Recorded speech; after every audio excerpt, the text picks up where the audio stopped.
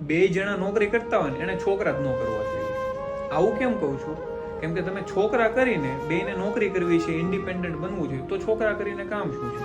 અને છોકરા કરો છો તો સાચવવા માટે કોઈ નોકર રાખો અથવા તો સાસુ સસરા પાસે સચવાવા, તો એ જોવે જ છે. કાલે ઉઠીને તમારો વારો આ જ આવવાનો છે. વૃદ્ધાશ્રમ બહુ મસ્તીના મળે છે, પૈસા આપીને તમને પણ સચવાઈ દેશે. ત્યારે જરૂર પડશે મારા છોકરાઓ સાચવતા નથી, ક્યાંથી સાચવે?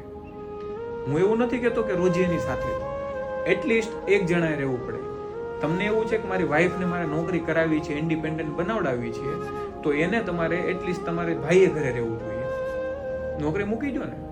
લેડીઝને તમારે નોકરી કરાવી તો જેન્ટ્સ મૂકી દો, જેન્ટ્સને કરાવી તો લેડીઝ ઘરે રહો.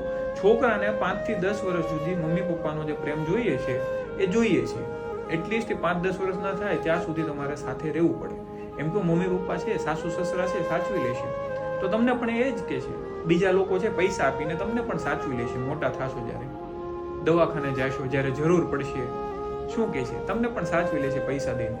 તમે એમ કહો છો બહુ કામ હોય. હું એવું નથી કહેતો કે જે ઘરમાં બહુ ભીડ હોય, ઘર ન ચલાવી શકે, એમ બંનેને કામ કરવું પડે, એને કરવું જ પડે ફરજિયાત. પણ જે ઘર કેપેબલ છે કે એક જણાના કામ પર ચાલી શકે છે, કેપેસિટી છે છતાં ઇન્ડિપેન્ડન્ટ બનવા વાળા થાય છે ને, એની માટે છે. કેમ કે જે ઘરની કેપેસિટી નથી એને કમ્પલસરી કામ કરવું પડશે. ખોટું લાગશે બહુ બધાને, પણ બાળકોને જ્યારે જરૂર પડે છે મા બાપની, ત્યારે તમે સાથે નથી, અને પછી તમે એમ કહો છો અમારી સાથે રહેતા નથી. કેવી રીતે રહે? એને એ જ જોયું છે કે તમને ભાડે મૂકીને વહી ગયા છે, તમને એ ભાડે જ મૂકી આવવાના છે.